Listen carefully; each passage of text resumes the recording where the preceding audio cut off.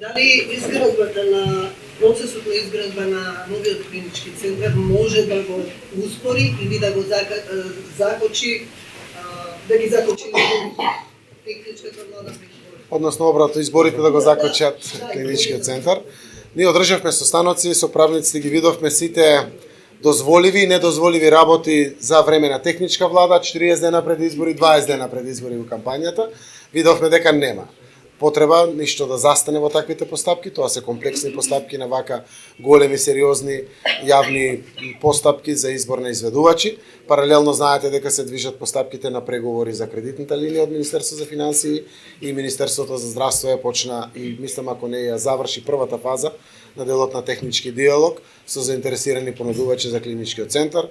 Постапките очекуваме да завршат околу Нова година, нешто после Нова година, ако се биде по план нормално, тука зависат мал милион параметри. Јас очекувам компетативни цени, очекувам и од тука да имаме сериозни заштеди. Секако Министерството за финансии треба да се избори за најповолни услови за делот на кредитните линии, а Министерството за здравство со тимовите кои што работат на тој дел, секако да се изборат за исто така најкомпетативни понуди.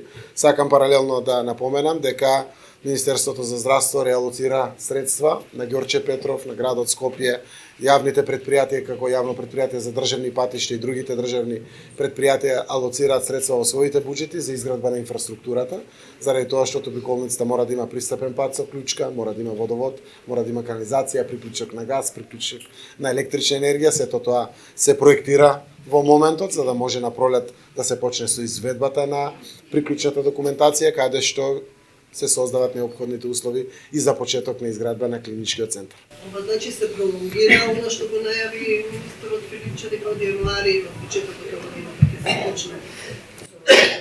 Се пролонгирали рокот кој што си го зададов? Не, инфраструктурата верувам дека јануари февруари може да почне да се гради. Секако мора да и калкулираме овде и правото на жалба на конкурентни компании кои што би биле не најповолни, а го имат правото на жалба да го калкулира, додека не завршат правосилноста на сите постапки, не може и да почне изградбата на клиничкиот центар.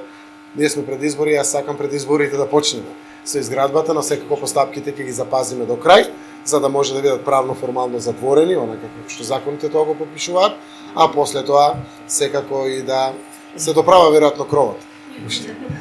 После тоа секако и да почне изградбата како на инфраструктурата, која што исто така многу важна, но и почетокот на изградбата на огромниот комплекс клинички центар.